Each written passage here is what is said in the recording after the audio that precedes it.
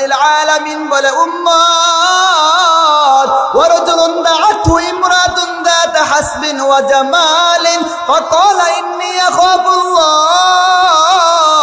ও দামাউরের যুবক ভাই, তোমাকে কোন সুন্দরী রূপসী মেয়ে তোমাকে প্রেম করার জন্য অফার দিল রে ভাই, তোমার সাথে খারাপ কাজ করার জন্য অফার দিল, আর তুমি মনে মনে আমার আল্লাহকে ভয় করতেছো রে ভাই। তুমি বলতেছো ইন্নী আখাফুল্লাহ, আমি আমার আল্লাহকে ভয় করি। না না না, দুনিয়ার কোনো মানুষ যদিও না দেখে, আমার মা দেখে না, আমার বাবা দেখে না, আমার ভাই, আমার বোন, আমার আত্মীয় স্বজন কেউ দেখে না, দেখে না, কিন্তু বান্দা আমার আল্লাহ তো আমাকে দেখতেছে রে ভাই। ইন্নী আখাফুল্লাহ, আমার আল্লাহর ভয়ে বান্দা তুমি মেয়ের কথা মানো নাই, মেয়ের ওপরে কি তুমি গ্রহণ করো নাই, ওই মেয়ের কথা মতো তুমি খারাপ কাজ করো নাই। রাহমাতুল লিল আলামিন বলে উম্মত, যেই বান্দা এই গুণটা অর্জন করতে পারবে, আল্লাহ নবী সাল্লাল্লাহু আলাইহি ওয়াসাল্লাম বলে উম্মত, হাশরের ময়দানে আমার আল্লাহ তোমাকে আরশের নিচে জায়গা দিবে। সুবহানাল্লাহ। আল্লাহ তাআলা দুনিয়াতে বান্দাকে পাঠাইছে পরীক্ষা করার জন্য।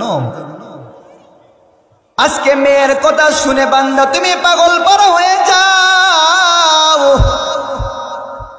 মেয়ে যদি বলে যুবক ভাই তুমি দেখা করার জন্য ওরাল বাজারে চলে আসো, রাত একটা নাই, দুইটা নাই, তিনটা নাই, বান্দা পাগল হয়ে যাও দেখা করার জন্য। মেয়ের মোহাব্বত তোমার অন্তরে কেমন ঢুকছে চিন্তা করে দেখো। এই মোহাব্বত যদি আমার আল্লাহর জন্য হইতো, বান্দা তুমি বিনা হিসাবে জান্নাত পাইতা।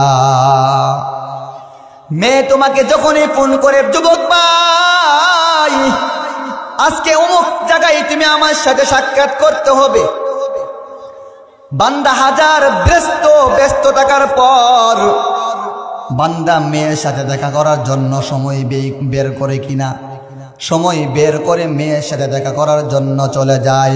আর বান্দা তোমার কানে যে মুয়াজ্জিন দৈনিক 5 বার ডাকতেছে আল্লাহর ঘরে যাওয়ার জন্য, ফজরের সময় ডাকতেছে আল্লাহর ঘরে যাওয়ার জন্য, জোহরের সময় ডাকতেছে আল্লাহর ঘরে যাওয়ার জন্য, আসরের সময় ডাকতেছে আল্লাহর ঘরে যাওয়ার জন্য, মাগরিবের সময় ডাকতেছে বান্দা নামাজ পড়তে চলে আসো, এশারের সময় ডাকতেছে বান্দা নামাজ পড়ার জন্য চলে আসো। ও যুবক ভাই, দৈনন্দিন 5 ওয়াক্ত মুয়াজ্জিন তোমাকে ডাকতে, বান্দা তুমি আমার আল্লাহর ডাকে সাড়া দেও নাই, দেও নাই।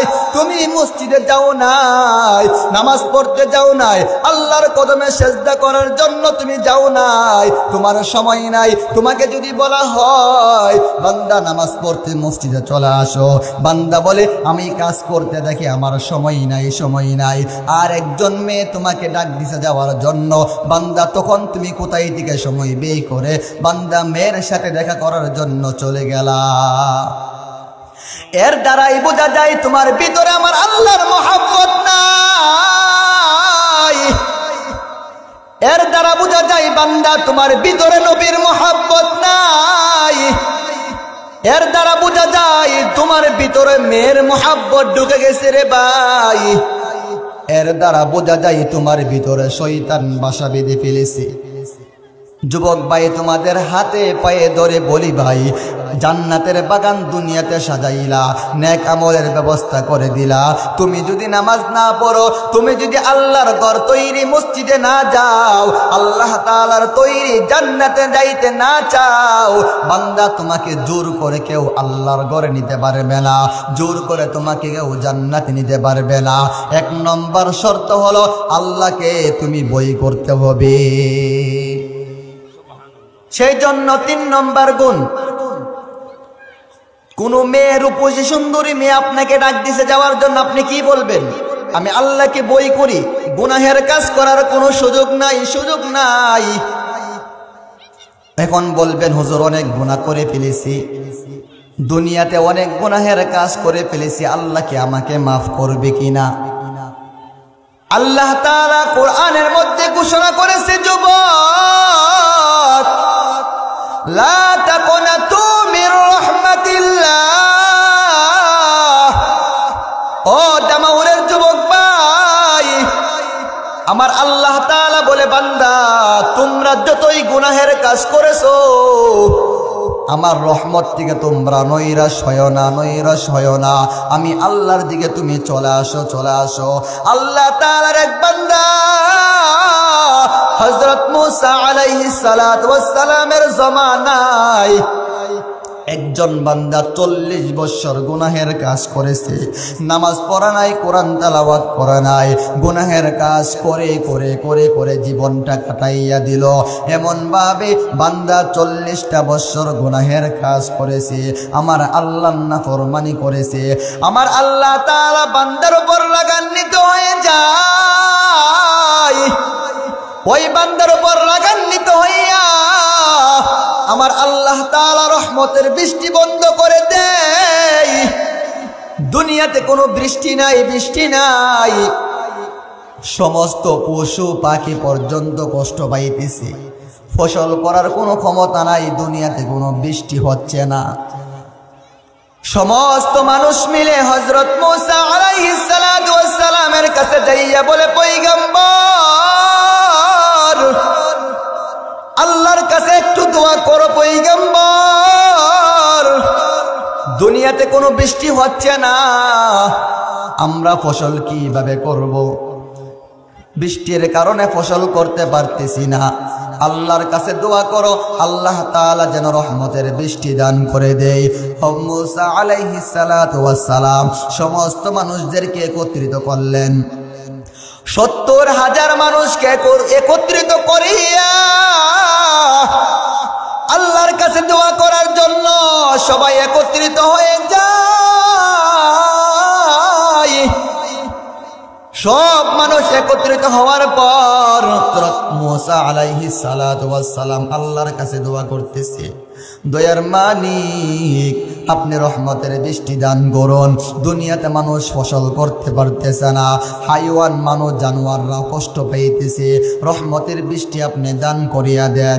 আল্লাহ তাআলার কাছে এই দোয়া করার পর গায়বী আওয়াজ করতেছে, আল্লাহ তাআলা হযরত জিবরাইল আলাইহিস সালাতু ওয়াস সালামের মাধ্যমে জানাইয়া দেয়, ও মুসা পয়গম্বর আপনার এই মজলিসের মধ্যে এমন একটা ব্যক্তি আছে যেই বান্দা 40 বছর আমার নাফরমানি করতেছে, যেই বান্দা 40 বছর গুনাহের কাজ করতেছে। ওই নাফরমান যতক্ষণ না পর্যন্ত আপনার এই মজলিস থেকে না উঠবে আমি আল্লাহ আপনাকে রহমতের বৃষ্টি দিব না, দিব না। হযরত মুসা আলাইহিস সালাতু ওয়াস সালাম তখন সমস্ত মানুষকে কেন্দ্র করে সমস্ত মানুষের দিকে তাকাইয়া হযরত মুসা আলাইহিস সালাতু ওয়াস সালাম বলতেছেন, ও মানুষ সবাইকে একত্রিত করে বলতেছেন, তোমাদের মধ্যে এমন কে আছে রে ভাই 40 বছর আমার আল্লাহর নাফরমানি করতেছো, আল্লাহর নাফরমানি করে করে 40টা বছর কাটাইয়া দিছো রে নাফরমান, ওই মজলিস থেকে তুমি বের হয়ে যাও, বের হয়ে যাও, তোমার কারণে আমার আল্লাহ রহমতের বৃষ্টি বন্ধ করে দিয়েছে। এই ঘোষণা দেওয়ার পর যেই বান্দা 40 বছর ধরে নাফরমানি করতেছে ওই বান্দার মনের মধ্যে পড়ব, এখন যদি আমি দাঁড়াইয়া যাই 70,000 মানুষ আমার দিকে তাকাইয়া থাকবে, আর যদি আমি নাও যাই আমার আল্লাহ তাআলা আমার নাম ঠিকানা সহ মুসা পয়গম্বরের কাছে দিয়ে দিবে, মুসা পয়গম্বর আমাকে কান ধরে দাঁড় করাবে, বাঁচার কোনো সুযোগ নাই, সুযোগ নাই। ওই যুবকের ভিতরে বড় বই ঢুকে গেছে রে ভাই, ওই যুবক কান্না করতে পারতেছে না, মানুষ তাকাইয়া থাকবে, মনে মনে আমার আল্লাহকে বই করতেছে, আল্লাহর কাছে ডাকতেছে, ও দয়ার মালিক আল্লাহ আমি দুনিয়াতে 40 বছর গুনাহের কাজ করেছি, আমার মা জানে না, জানে না, আমার ভাই জানে না, বাবা জানে না, আপন কেউ জানে না, ও আল্লাহ আপনি তো জানেন, আমি তো জানি, আমি 40 বছর যাবত আপনার নাফরমানি করতেছি রে মালিক। এখন যদি আমি এখান থেকে উঠিয়া যাই, মানুষ আমাকে ধিক্কার দিবে, মানুষ আমাকে গালি দিবে, মানুষ আমাকে নিয়ে মজা করবে। আয় আল্লাহ, আমি যদি এখান থেকে না উঠি, আপনি তো পয়গম্বরের মাধ্যমে আপনি আমাকে দাঁড় করাইয়া দিবেন, বাঁচার কোনো সুযোগ নাই, সুযোগ নাই। আল্লাহর কাছে এমন ভাবে যখন বান্দা কান্নাকাটি করতেছে রে ভাই, ওই কান্নাকাটি করার পর ওই যুবকের কান্না আমার আল্লাহ দেখতেছি কিনা। মনে মনে বান্দা অনেক কান্না করতেছে, আমার আল্লাহ তাআলা বান্দার জিন্দেগি গুনাহ মাফ করে 40 বছরের গুনাহ মুহূর্তের মধ্যে আমার আল্লাহ মাফ করে দিয়ে রহমতের বৃষ্টি দুনিয়াতে নাজিল করে দেয়। সুবহানাল্লাহ। আমার আল্লাহ তাআলা কেমন বড় রহমান, আমার আল্লাহ কেমন বড় গফফার। ও দামাউরের যুবক ভাই, 40 বছর গুনাহ করার পর মুহূর্তের মধ্যে আমার আল্লাহ ওই ব্যক্তিকে মাফ করে দিল রে ভাই। তুমিও যে গুনাহ করেছো আমার আল্লাহর কাছে তওবা করে নাও, মাফ চাও। ও দয়ার মালিক, দুনিয়ার কোনো মানুষ জানে না, কিন্তু আপনি জানেন, আমি জানি আমি কত বড় নাফরমান। আল্লাহর কাছে ক্ষমা চাও, আমার আল্লাহ তোমাকেও মাফ করতে পারে। আল্লাহ নবী সাল্লাল্লাহু আলাইহি ওয়াসাল্লাম বলেন, আত-তাইবু মিনাজ যামবি কামান লা যামবা লাহু। যেই বান্দা আমার আল্লাহর কাছে তওবা করে নেই বান্দা তোমাকে এমন ভাবে আমার আল্লাহ মাফ করে দেয়, যেই বান্দাটা মাত্র দুনিয়াতে মার পেট থেকে মাত্র দুনিয়াতে ভূমিষ্ঠ হলো। সুবহানাল্লাহ। যেমন নিষ্পাপ শিশু, তার কোনো গুনাহ থাকে না, আমার আল্লাহর কাছে যেই বান্দা তওবা করবে, তওবা করার মতো যেই বান্দা গুনাহ ছেড়ে দিবে, আমার আল্লাহ নবী বলেন ওই বান্দাকেও আমার আল্লাহ মাফ করে দিয়ে। সুবহানাল্লাহ।